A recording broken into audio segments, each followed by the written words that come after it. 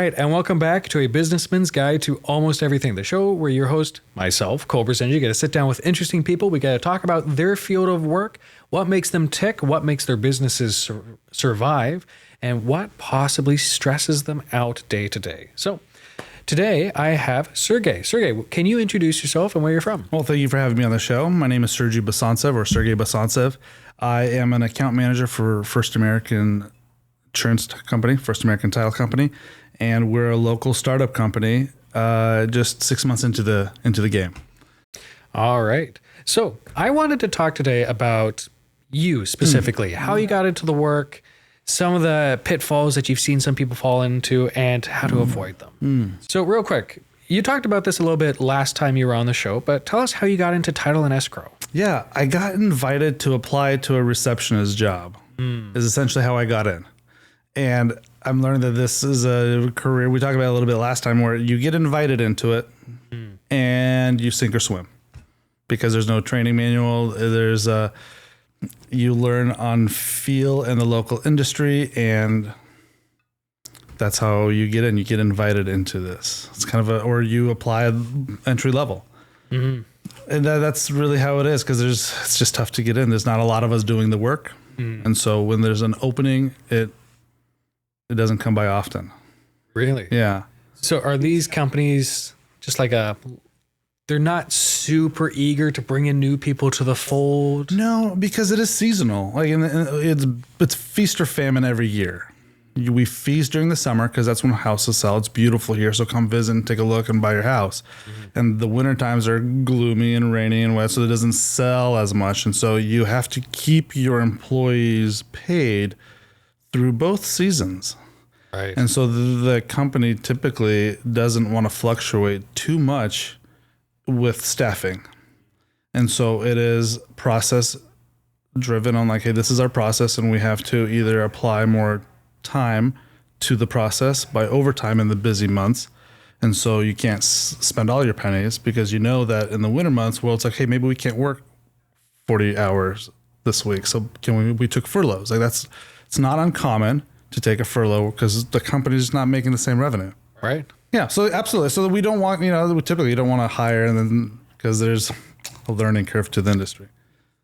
For sure. So in a previous episode, you described the workforce as it's getting smaller and it seems to be getting older as well. So how do you feel like the industry is kind of compensating for that? Are they making any general moves? I don't know. I don't know how the industry is going to be bringing people in because this conversation I was privy to 8 years ago when I came on because I'm thinking, hey, I'm the youngest guy and I got in here by accident. How did everyone else get in? Like, how do we bring people in? Like, where's the entry level job? And there isn't one when there's just 2-3 companies around. So that was going to be another question I was going to bring up about those entry level positions, how someone would even get into this field in the first place. You get invited is the historical, what I remember, or you respond to an ad. And because like right now we're hiring, we're looking for an entry level position. There you go. Should you ask? And there's no particular skill set that we're absolutely like, hey, you need this. You're going to check all these boxes. It takes a personality that succeeds. It takes a personality. What kind? A curious mind, because you have to work with the goal of closing the deal. And so you have to accomplish the tasks. And there's not enough for someone to always hold your hand. And so it takes a quick learner, someone who's inquisitive. Someone that's probably a little bit independent too. 100%. Yeah, there's the system and the process doesn't allow for too many errors and not a lot of training, unfortunately. That's just what it is. Now, First American is really interesting because they have made a streamlined process. So if you know anything about Kaizen or you've talked about Kaizen, lean manufacturing, I studied a little bit when I was in my manufacturing job, and I realized that the process dictates the outcome. So if you make phone calls as your entry level or as your customer entry experience, like you're going to do a phone call every single time and have that connection. If you're not told to do that, some days you might, some days you won't. some days, some weeks pass by and you're like, did I call anyone this morning? Does your process dictate the outcome? And so there's room for people to come in and excel really quick in title and escrow. So what does it take for someone to become that excelling agent? You have to be able to do the work and show up and push really hard and pivot with every specific interaction. And so be able to juggle a whole lot. There's systems that help you, but really there needs to be a bulldog type attitude, especially if you're going to excel. If you're coming into this industry, especially with the succession that's going to happen, the plan is we hope we have enough people who are hungry enough to do the work, because it takes a lot of hours. It takes a lot. So what kind of work does that actually entail? Sure. It's taking a contract from the beginning and saying, okay, these are the buyers and sellers. Let's get all their information, and then you figure out what is being transferred, for how much, what is owed against it, who's lending, are they lending? The lender needs to communicate, and so there's a lot of moving parts that escrow has to maintain on every file, and so everyone at all times needs to know where every file is at, because changes do happen. A lot of data collection and data keeping. It's a lot of data keeping. It's a lot of, it's coordinating. So escrow does a lot of coordinating with a lot of different parties, because maybe there's a HOA, there's taxes, there's a lien, there's a judgment, there's a divorce, there's a deed of trust from a long time ago. And there's so many issues that you need to treat every transaction in a standardized way, but very unique to each situation. So it's a lot. It's a demanding job that requires someone who pays attention, who is eager to work and eager to push themselves. Right. Because once you do, they scout for talent very sharply to be the next escrow closer. Because if you have that personality to connect with people on the niche market, like the experience that they're in, like escrow is like a small portion, but massively impactful if it's done wrong. And so that human typically gets put on a track to be like, okay, this is what you're going to be. You're going to be a title officer or an escrow person, because we are looking for these talents. And that's how people get replaced, if they get replaced. So before we get too far into title and escrow, let's just talk about the field in general. Oh, again, like even getting into it. What are the big reasons to get into this field? Man. Title and escrow? Yeah. Is it just that it pays consistently and it pays well? Mm-hmm. Yeah, it pays well. It's a great question, because I have seen people come into it for all sorts of reasons. There's one that was an agent for many years and said, well, I'm done being a real estate agent, so I'm going to be an escrow, because I've seen enough contracts. And turns out that experience helps her a lot. All right. Because she has seen the work, she's played that role, she understands the capacity, so she's able to serve her clients knowing that, hey, I know what you're going through because I've been there with many other buyers and sellers. So her value set is a little different in an experience than someone else who's like, hey, I came in because my mom's friend's a realtor and said, hey, whatever company's hiring, I'm going to go and check it out. And then you discover that, wait, I could just work hard and it pays me more, or I can, like, the more my team does, the more I make. And so that there's an incentive there that to the right person, it triggers them to say, hey, we can make a living out of this and a career. And it's again, the acquisitive mind, you're always learning something new. So you're expecting that. And if someone's expecting that, like, it gives a different approach to the job. It's really rewarding to the person who's like a little bit ambitious. A little, yes. So, like, inversely then, who are the kinds of people that really shouldn't ever consider getting into the field? Someone who runs a different pace of life, a slower pace of life. Like, I have a friend who's successful, and I'm always like, if I had a little bit of your slowness and chill, because I'm pretty amped up human, I would have a better quality of life. And he goes and says, if I had a little bit of your energy, I would be a little bit more successful in my business.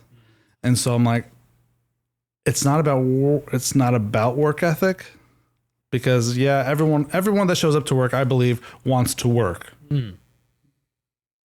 Typically, if you don't like what you work, you're there for either the money or for the people. Otherwise, find another job. So typically people come in and you're like, okay, I like to work and I like how much they pay me, and there's always room for growth. And so escrow and title always provides the fact that you could get a title officer position and you're desirable. You're a commodity that isn't expandable. And so there is security there. So once people come in, you're like, oh, I could do this. And so there's everyone that's college and, multiple degree educated to someone who's a college dropout and does the same work, but it's the personality and the human that is like, okay, this is the person that's made for this work. And so, that's an interesting way to frame it. And I like it, because one of the things, and I know we're going to talk about this next time you're on the show a little bit more, is that it really does seem like it's, you're part of a corporate structure. You have a supervisor, district manager, I'm sure, but you seem to operate as if you're largely self-employed. Yeah, I've never had a commission-paid job before. As a title officer, you get a salary, and you're like, hey, this is what your salary, which equates to a certain hourly, and we want you to work overtime. And you're like, sweet, I get to make as much money because there's always the title work is just always work to do. Right. There's not enough, and there's a high volume, and so. I guess to answer your question briefly, I don't know how to answer your question briefly. Can you repeat it, to be honest? Oh, it's just like, it seems like you're self-employed. Oh, yes. Okay. So yeah. So where did I go with that? This is the first time I'm self-employed. So when I jumped into my role as a sales guy, it is self-employment. Like especially First American, as a startup, they say, hey, this is what you owe us every month. And you pay your dues. And then from there, we have the ability to save money and squirrel it away for a new office like we just did. We're opening up next week on Monday. That's exciting. Yeah, that's where it is a little governance of ourselves and our time and our energies and what we do and the service we provide. It is very like I wake up every morning and do whatever I want to do. It's And that probably means that there are some days where you're like, well, I choose to work till 10 at night because I need to, or I get to. 100%. And I'm a part-time dad. And so I have my kids one week, I have my kids, no kids the other week. And my workflow absolutely ebbs and flows. And that's where structuring of your time, and, we'll talk about this, is my greatest strength. Like my superhero power, I've got two of them. And one of them is time management. And so that, that's where it is the entrepreneurial word. It's like, it is on me. Like my escrow, like we were talking about, my escrow officer can go and meet agents everywhere. And I meet people all the time who don't really need me, but they really need a good escrow closer. Right. And so my role is to then remove myself as this position of, hey, I could bring you something because you've already told me. So let me see where I could supplement with a service. It's, it's catering to people where they're individually at. That's a great way to frame it. So moving on to a different kind of question then. People who are in the field, whether they're new or maybe they've been in there for a little while, what are some of the pitfalls that are common in title and escrow? Well, title and escrow and real estate in general, I think when people think that it's black and white, very little is black and white. Okay. Because there's so many instances where it's you choose your own adventure, and we roll with the adventure as we encounter it. And so that's one of my biggest pitfalls as a title officer. I'd come in and say, and with the mindset of like, it's either one side or the other. It's either a liability or it's not. It's either an issue or it is not an issue. But we want the transaction to keep moving. And so I learned that, hey, what applied to yesterday's interaction and transaction and situation looks very similar. But if you look at this one little tiny nuance detail, changes everything. And so that is where it's a little bit tricky in the sense that, man, there's a lot of unexpecteds. All these small little details. Yeah. It's choose your own adventure, but you're also like, it's like a pinball rolling down a hill. You're like, which way are we going to go? It depends on what we encounter in the histories or with people's families or whatever the situation is. Like I had one where the buyers said, "Can we move in on a Friday?" And even though we're like closing on Monday, and the seller was like, "Sure, I don't live there. It was my dad's estate." Well, second son comes on a Saturday and say, "What are you doing moving to my dad's house?" Right. And he's like, we're closing on Monday. We like paid the money already. And that is something that you have to pivot.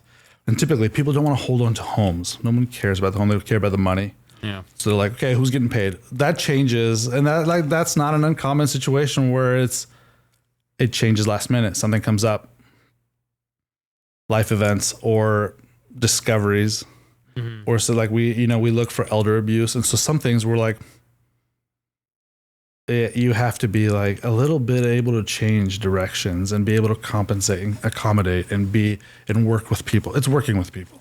Elder abuse, is that a common concern? Oh, yeah.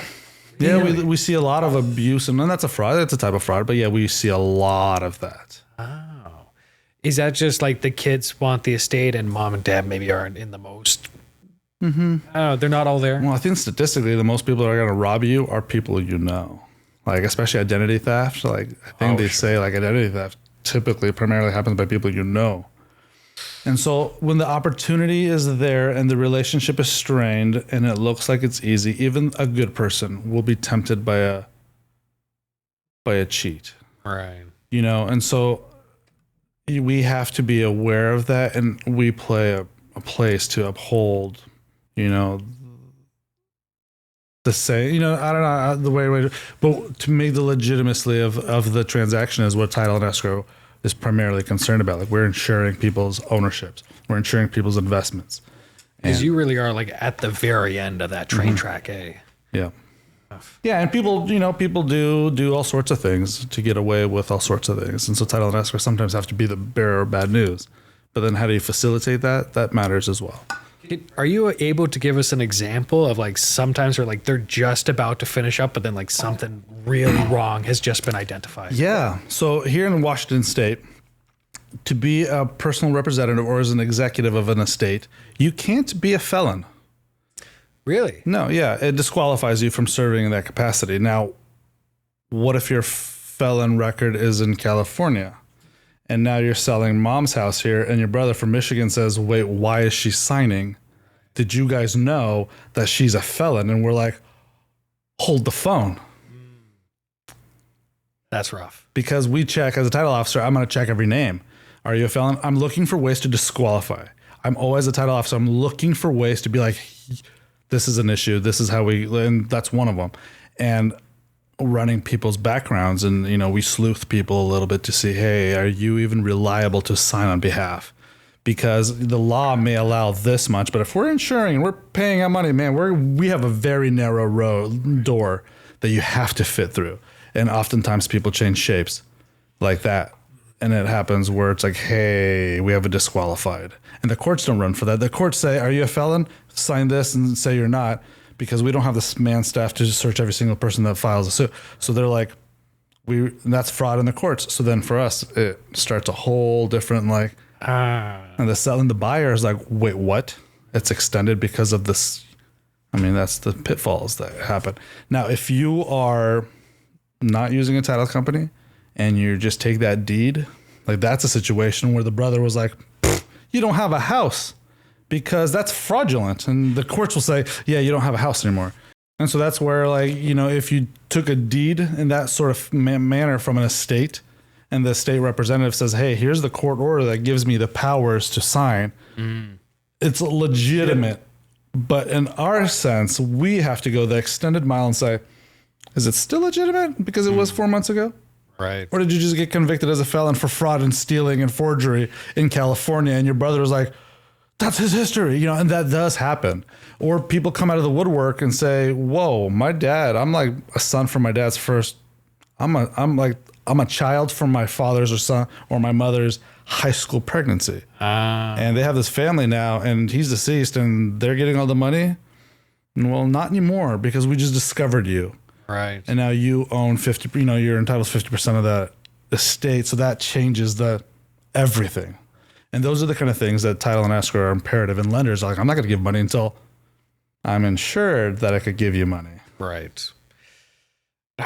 It sounds like that's, again, like I call back to this insurance fellow that I was talking to before, where like when something bad happens, sometimes they have to bring bad news, and then that can suck. And I imagine when you have to put on that hat, that can probably bring out some of the worst in people. Yeah, but as a Russian kid, I grew up translating for my parents. And so I took these concepts that are, adultish, and they're telling a 13 or a 12-year-old, and the 12 or 13-year-old is then going to tell it to these adults who would need to make a decision. I learned how to take concepts, digest them, and translate them into a way that's relatable and understandable. That's a good skill. And that's a skill that I'm realizing with title insurance. Man, there are ways to use words. Like I've heard, like I called it title poetry because I discovered that there's a way to talk that gives me the outcome that I want. Right. I've heard coworkers get off the phone, and in my head, I'm like, man, why did you use the words that you used? Because I now have additional questions and I know the job. Right. And that doesn't help. I'm now frustrated on behalf of the person that doesn't even exist in my head. Like I just know that you talk to them. Mm-hmm. So that made me a valuable asset at both companies with the escrow side of things. Because do you go to title officer ABC, or do you go to Sergey, who I know will formulate the explanation in a way that people can be diffused, because it's all figure outable. There's nothing scary, but the unknown for any capacity is always scary. So the more people know, the more knowledgeable, the better buyers they seem to be. And so I heard a line once from it was a marketing course that I was going through passively. And he had a good line where it was that the people who sell the most aren't the ones that are selling the cheapest product. They're not even selling the best product. They're selling the most understandable product. Mm-hmm. That's stuck with me. And I think it's true. And the rarity of a title officer becoming an account manager is non-existent in my industry. Really? Because title officers like to be behind a screen for many, many hours. Like I would blow through books because I'd be like, okay, boom, boom, headphones in. I'd go through 4 books a month on long book months. That's awesome. Because the job requires you to be constantly examining. Mm-hmm. And so there's no human interaction. And the right person, man, like I struggled with it because it wasn't made for me.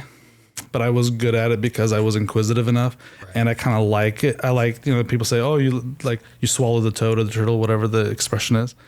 I like the hard work. So when it was difficult, because I like people, I made a way to use my people skills in a manner that made me invaluable. And I was able to communicate these concepts to foreign buyers, sellers, old people that are like, what is this? I bought a house when I was 20, and I'm 80, I'm selling a house. What am I doing? And you want what, how, the questions, everything.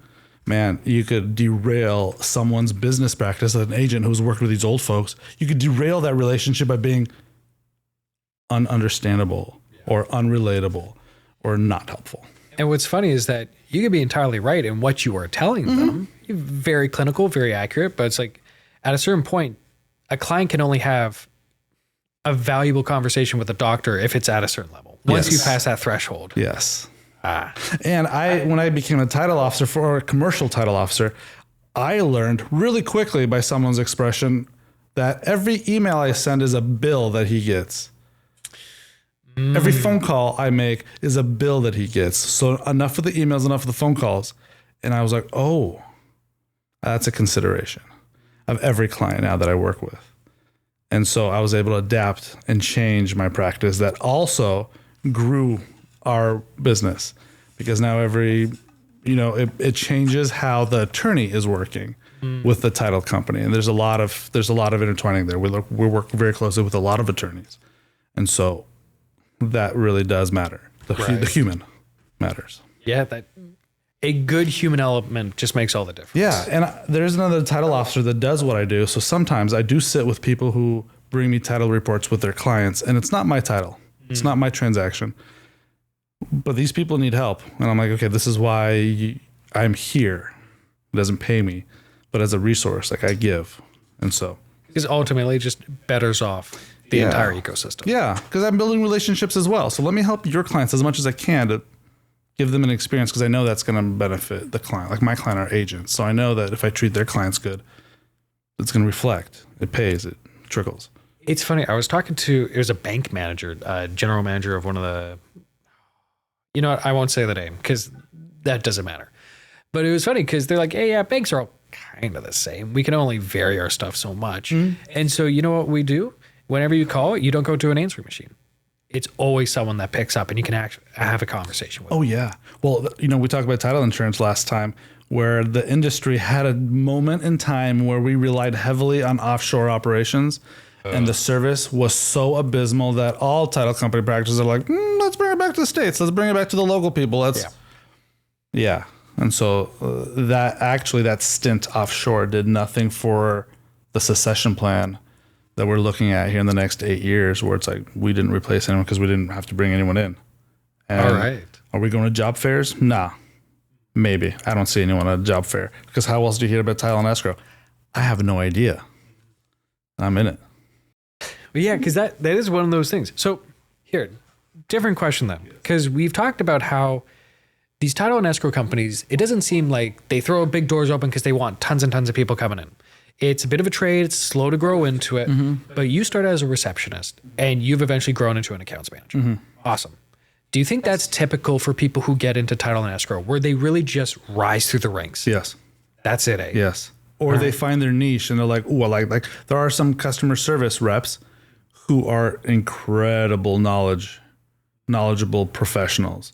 Yet they don't get paid the sexy amount and they don't have the sexy title, but they've been doing it for so long that, man, their experience of knowledge is just, they found their niche. Right. And it's enough that they love it and they stay. But again, how do you get into it? Like, one person comes to mind and I'm like, no, she stumbled into it too. Everyone did. And a lot of them, I mean, there's multiple married couples in the industry. Really? There are roommates, college roommates that still work together. There are people that have went the whole gamut of life together for the last 20, 30 years. You know, and so just a tight knit. It is tight knit. It's a little bit of like an exclusive club. A little, because there's no room for variation, because we're so, you know, it's an interesting type clientele. It's a measured amount of clients. Like many licenses are held in Whatcom County. Well, that's all my clients. Right. And so there's only enough to go. Like there's like, if you look at Seattle or even Tri-Cities, well, there's 14 title companies. There are 7 title companies, and they all have to operate within the same rules, guidelines about what sets them apart. And so it may be easier to get into the industry in a different location than Whatcom County, when there's just a handful. You know, there's 4 companies now. So with the idea of, like, we talked about how the work that you do, it's worth viewing it as being effectively self-employed. It's a fair way to view it. If someone was to go out there and say, I want to start my own title and escrow side business or small business, whatever that looks like, do you think they have a viable chance of really doing well? Yes. Because, well, not in Whatcom County. Really? Not in Whatcom County, because there isn't the community fluctuation that you could rely on meeting new people. I only say that because if you look at King County or Pierce County, Snohomish, Everett, those are way bigger fluctuations of populations areas. And so their communities look a little different, where Whatcom County is a little special. You know, the same with like other isolated counties, like Omak County, it's a little special because it just doesn't grow the same. It doesn't come and go the same. But for a title company to come in here, there's another one. I don't know what that would look like, because it's been tried and done before and failed really quick.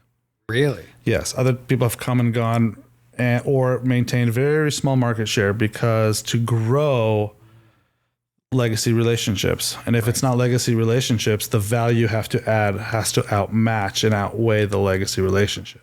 That's a lot to ask for someone who has very few resources. Yes. Yeah. And so we, as like my partner and I, we have the relationships established at our previous employer. And so now we got the platform that comes and arms us and equips us that we're like, okay, it's worth jumping out. Otherwise, the typical format is a title company comes in and says, I'm going to buy you and make you first American. So it's a little different. And it's tough to jump into it. That's interesting. Do you think it'll be like in 10 years' time when our county expands by 40% population-wise? Do you think then it'll be different, more viable? Really? Yeah, I think we're a fluke. Shay and I with First American and Robin and Claudia, we are an exception to a lot of the rules. It's like, that's got to feel pretty special, though. It does. Because with what we've been able to accomplish, puts us on multiple maps and radars because it typically doesn't go this way.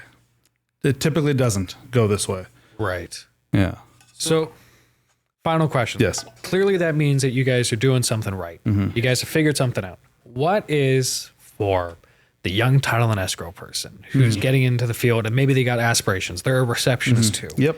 What is the one thing or a resource that you can recommend to them that will help them stand out and excel? Ooh. What I would personally recommend is 2 books. How to Win Friends and Influence People in the Digital Age. It changed the way I write my emails. Tone matters. I think anyone coming into any business that deals with people is be good with people. Like, understand that you're dealing with another human in an experience that they're experiencing. And so you have to be nice. And so, but to be nice in the digital age matters so much because so much of the communication is email. Yeah. And if you are emailing bullet points, it comes off snarky. Yeah. You know, and some people love bullet points. It doesn't matter. You're going to run the gamut of, I'm going to approach people, giving them a tone of voice. So that's what I would like coming into Title and Escrow. That's my one, read this book and refine your approach that is you, obviously, but man, you have to standardize your approach to I'm going to treat people nice and kind every time. That's what I'd recommend. And that's How to Win Friends in the Digital Age? Yeah, How to Win Dale Carnegie. So it's one of his books. It's How to Win Friends and Influence People, but there's a version called In the Digital Age and it talks about emails and social media and voice and tone and how you structure your emails where it's welcoming. Right. Yeah. Well, I called it title poetry. Yeah. Because there's a better way to do it than email, communicate, and sell from the desk. There's better ways to do it. You know, I was just at a meeting a few days ago last week, and it was a similar conversation where just how you write, even how you text versus how you email, it's a different kind of writing. In emails, a bunch of us were finding that we were using exclamation marks a lot just because that emphasizes that hey, this isn't a curt tone. This is friendly. We're excited to say hi. Because if you do that, all of a sudden your engagement rate changes for you. Yeah. It's funny. Well, it's like someone says, hey, I need to ask you a question. And it's do they say, hey, I need to ask you a question? Or it's hey, can I ask you a question? Yeah. Yeah, and you can't. You got to read between the lines. No, you got to read the whole email to realize, oh, he was asking it like that. Now, if you're asking it like that and your email conveys a different message, that's body language without the body. You got to be conscious of that. That's where, so my past education, I have a master's in teaching English to speakers of other languages. And so this is one of those areas where I get a little nerdy because something like 60% of our communication, it's physical. It's eye movements where we're looking at how we're speaking, all that. But then the next 40% even gets chopped down further because then you get into connotations, which is what is the feeling of your words? Then you go into the intonation of your words because you can say hey versus hey. Different meaning. Go into the cadence of your speech. All of that is another 70 to 80, maybe sometimes even more than that percentage of your speech. The actual semantic value of your words, the dictionary definition, it's 10 to 20%, if that. And so when we're online and we see these articles, we see comments, we see text messages, no wonder people have a bad time communicating. It's because you're only getting 10% of the data that evolutionarily, if that's how you want to frame it, that's how we experience, that's how we see things. It's we're starving for air and we're suffocating. Yeah. And I think it's very important to always be adapting. You can't, I became aware of it and conscious of it. So then it's well, now I have to do better every chance I find the reason to, because like even like emails, for instance, I never say hi, hello anymore. I say always good morning, good afternoon. If I'm writing, it's always a good evening. Because my buddy gets a hey, my friend gets a hi. Even if they're my friend in the business and in this, I don't ever want to run the risk of my email getting forwarded as a casual email interaction, because I've been burned that way on the receiving and forwarding end of emails, where I'm like, no, that's not the tone. This is business. This is work. This is how I want to always show up. My email should always be able to be forwarded. And that changes how I write. That's interesting. I've never thought of it like that, because yes, in my field, I tend to fall into that. Like, hey, we're working, but you know what? We're going to work together. These projects are often they're very special to people's businesses. And so like, it's good to have, like, intimate is a poor word probably, but there's like an intimate connection. But no, you're right, because you kind of have to lean a little bit into that. But it takes time. Yeah. It takes a lot of thought. And so I, as a, maybe we'll talk about this later, but as a human who needs to like diverse, like I have to spend my time wisely on emails too. So some people, it's going to be really quick, because I'm going to spend my time, like I'm in the middle of an email right now. It's long. It's an essay. Wow. But I am meeting two individuals at different parts of their life and explaining, and I'm like, okay, I could bullet point this, or I could convey a sense of security with every paragraph. That's way different. So when they read it, they're going to be like, okay. That's what, when I draft it, I'm like, I want them to follow a sense of emotions from the top to the end, and it being good at the end. And so I structure my emails that way to certain few scenarios and people and humans and situations. But most of it, it's like, okay, quick emails, there's a place for that too. Yeah. Like you can't spend 30 to 45 minutes on an email every time you have to send it. No. You never get anything done. But sometimes you do. Yeah. If it matters, if the impact is going to be the impact that you want. Yeah. What do you want to do? Well, Sergey, thank you for sitting down. Thank you. I'm always enjoying these conversations. This is fun. Next time, we're going to be talking a little bit more onto entrepreneurship. Oh, love it. Yeah. So thank you guys for tuning in. We look forward to having you guys back in our next episode. Until then, take care and be well. Bye-bye.